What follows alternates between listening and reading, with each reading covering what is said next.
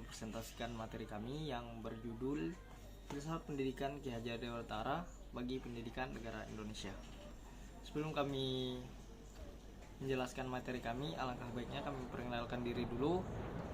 Saya sendiri Ridho Agustinus Bowo, kedua Rizwan Maulinar, ketiga Cindy Juliani, keempat Nurul Istiqomah, kelima Yuliana Marsanda, keenam Sabit Al-Ghifari, 7 Windy Andianur, yang terakhir Yunus Lestari.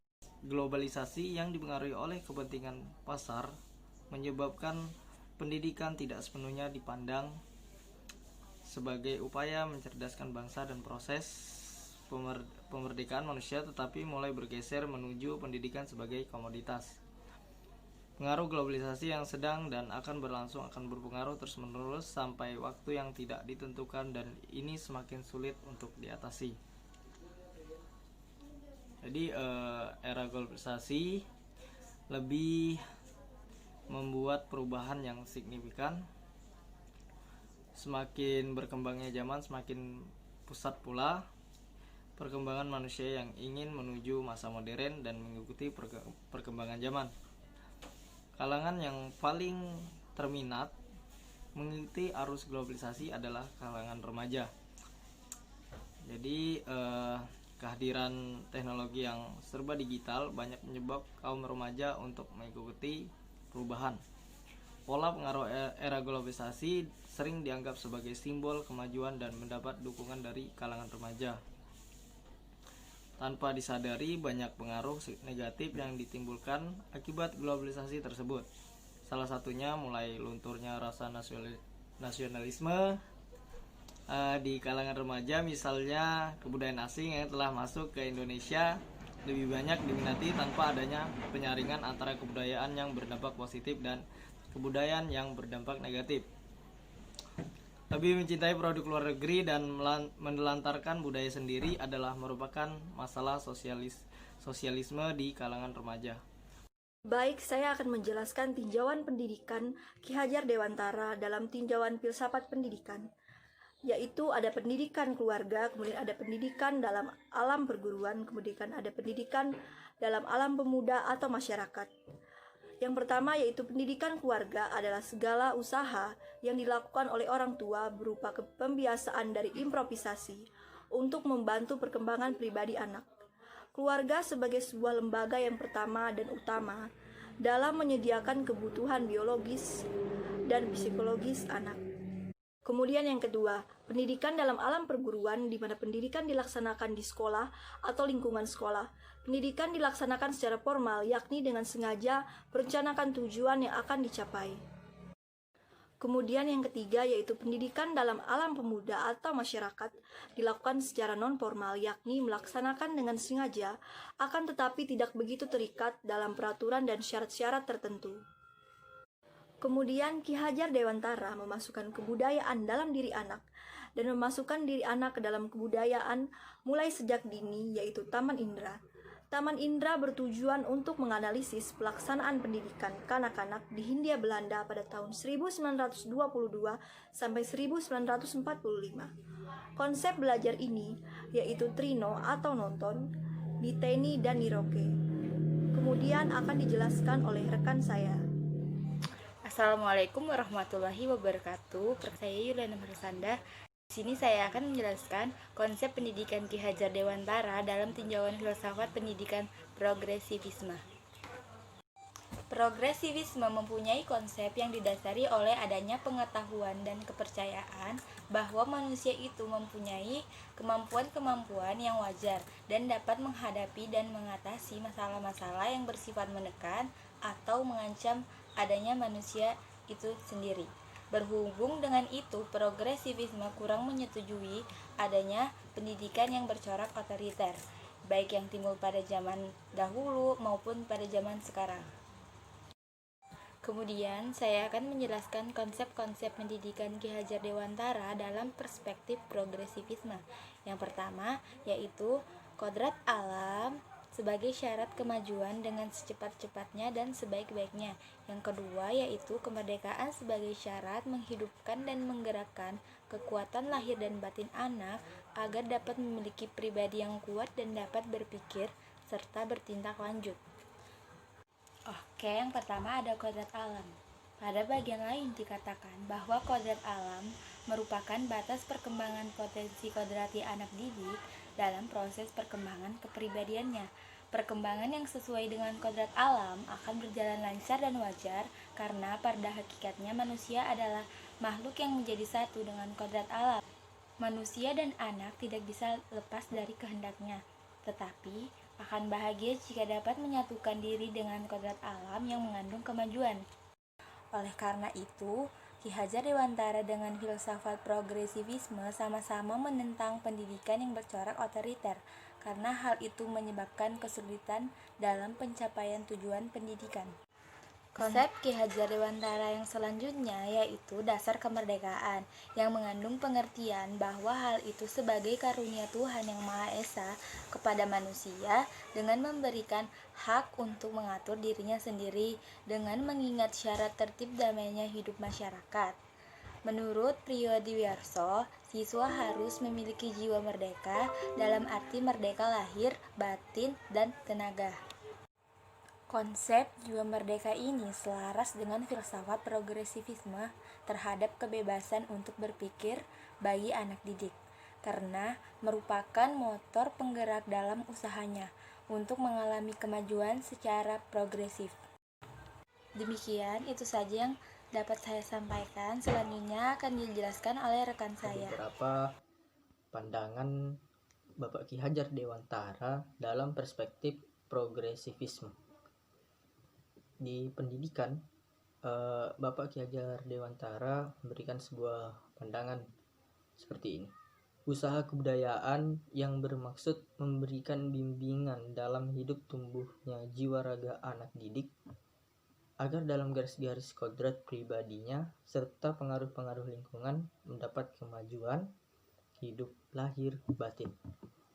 Di sini jelaskan bahwasannya sebuah budaya yang bersifat berusaha untuk memberikan nilai-nilai positif kepada masyarakatnya itu juga sangat berguna bagi anak didik, ya, seperti itu. Kita masuk ke pengetahuan. Bapak Ki Hajar Dewantara memberikan pandangan seperti ini. Hanya sebagian yang memiliki kesesuaian, karena progresivisme lebih menekankan pada pandangan pragmatisme yang bersifat empirik, ya. Jadi di sini kita harus jelaskan atau mengerti kembali apa itu progresivisme. Nah, jadi progresivisme itu adalah aliran yang berpendapat bahwasannya kebenaran yang terjadi pada saat ini, sesuatu pengetahuan yang benar saat ini, itu bisa saja pada waktu yang akan datang itu bisa menjadi tidak benar, seperti itu. Jadi hanya sebagian yang memiliki kesesuaian atau penyesuaian terhadap aliran progresivisme ini. Kita lanjut ke poin belajar. Pak Ki Hajar Dewantara memberikan pandangan seperti ini. Tentang belajar nampak pada konsep mengenai tripusat pendidikan, bahwa anak didik tidak semata-mata hanya belajar di sekolah, tetapi juga dalam keluarga dan masyarakat dalam alam pemuda. Jadi dijelaskan sudah bahwasannya seseorang untuk mendapatkan sebuah pendidikan tidak hanya di sekolah, namun tanpa kita sadari orang tua dan lingkungan dan orang-orang sekitar kita, itu kita bisa mendapatkan sebuah pendidikan ataupun pengetahuan. Konsep pendidikan Ki Hajar Dewantara dalam tinjauan filsafat pendidikan esensialisme. Berikut ini adalah beberapa pandangan Ki Hajar Dewantara dalam perspektif esensialisme. Yang pertama, pendidikan. Menurut Ki Hajar Dewantara, pendidikan merupakan salah satu usaha pokok untuk memberikan nilai-nilai kebatinan yang ada dalam hidup rakyat yang berkebudayaan kepada tiap-tiap turunan baru atau penyerahan kultur. tidak hanya berupa pemeliharaan, akan tetapi juga dengan maksud memajukan serta memperkembangkan kebudayaan menuju ke arah keseluruhan hidup manusia. Pendidikan juga harus didasarkan kepada nilai-nilai kebudayaan yang telah ada sejak awal peradaban umat manusia. Kebudayaan diwariskan merupakan kebudayaan yang telah teruji oleh segala zaman, kondisi, dan sejarah. Yang kedua adalah pengetahuan. Mengenai pandangan Ki Hajar Dewantara tentang pengetahuan maupun belajar memang tidak secara rinci dipisahkan dari pandangan pendidikan, tetapi dapat kiranya ditunjukkan bahwa proses belajar untuk mendapatkan pengetahuan adalah penggunaan panca indera yang kemudian diolah oleh intelek, selanjutnya dipraktekkan dalam kehidupan yang merupakan kegiatan psikomotorik. Landasan berpikir esensialisme mengatakan bahwa belajar dapat didefinisikan sebagai jiwa yang berkembang pada dirinya sebagai substansi spiritual, jiwa pembina, dan menciptakan dirinya sendiri.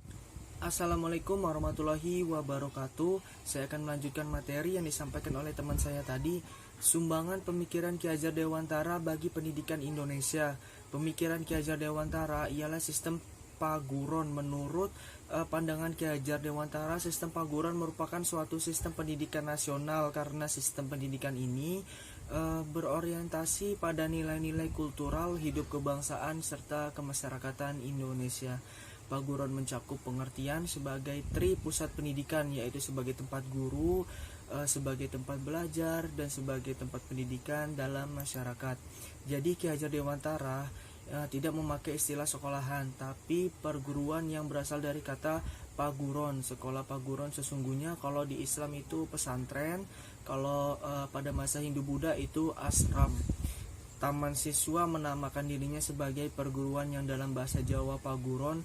Paguron itu sendiri memiliki arti guru dalam bahasa Jawa.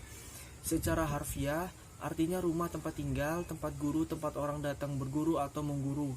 Di dalam konsep paguron ini, guru memiliki tempat tinggal di wilayah sekolah.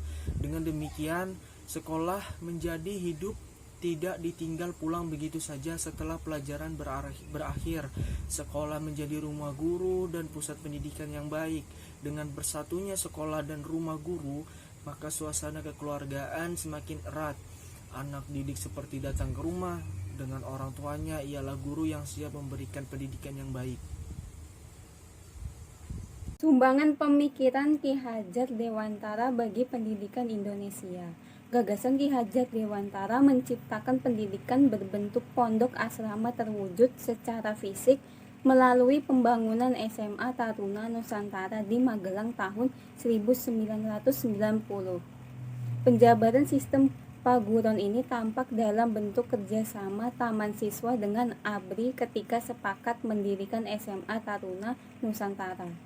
Dilihat dari konsep Taman Siswa, SMA Taruna Nusantara merupakan konsep perguruan dari Ki Hajar Dewantara dalam skala nasional. Berikutnya ada beberapa faedah dipilihnya sistem paguron dari Ki Hajar Dewantara. Faedah yang pertama, membuat murahnya belanja. Seorang yang hidup paguron seharusnya berani hidup sederhana. Menurut Profesor Van Vollenhoven dalam tulisannya The Old Glory yang dikutip Profesor Dr. Sukanto, Ki Hajar Dewantara seseorang di antara sedikit orang yang memiliki kemampuan untuk memberikan pengajaran berdasarkan kekuatan sendiri yang lebih murah untuk masyarakat, 100 kali lebih berguna dan lebih baik daripada pengajaran yang berdasarkan barat. Dengan demikian, sistem paguron adalah sistem nasional yang sesuai dengan kepribadian bangsa, murah dan sangat baik hasilnya. Faedah yang kedua, guru-guru dan murid hidup bersama tiap hari, siang dan malam berkumpul dan bergaul bersama menurut pedagogik yang hidup, yakni dengan contoh-contoh keteladanan, terutama dalam suasana kehidupan keluarga sehari-hari yang nyata dan baik. Cara seperti ini menjadikan anak-anak didik tidak terpisahkan dengan orang tuanya, baik lahir maupun batin. Anak-anak sehari-hari terus merasa hidup dalam alam kemanusiaan. Berhubungan dengan pengajaran, anak-anak harus berhubungan dengan kondisi saat ini, selalu berhubungan dengan barang-barang nyata, dan harus bermaksud mendidik lahir batin. mematangkan anak-anak untuk hidup sebagai manusia utama dalam dunia raya. Kesimpulan yang pertama, hakikat pendidikan menurut Ki Hajar Dewantara adalah memasukkan kebudayaan ke dalam diri anak dan memasukkan anak ke dalam kebudayaan supaya anak menjadi makhluk yang insani. Yang kedua, filsafat pendidikan Ki Hajar Dewantara disebut filsafat pendidikan Among yang di dalamnya merupakan konvergensi dari filsafat progresivisme tentang kemampuan konsentrasi anak didik untuk mengatasi persoalan yang dihadapi dengan memberikan kebebasan berpikir secara seluas-luasnya. Dan ketiga, kontribusi filsafat pendidikan Ki Hajar Dewantara terhadap pendidikan di Indonesia adalah dengan munculnya model-model pendidikan pesantren modern yang sering dikenal dengan MBS, Modern Boarding School.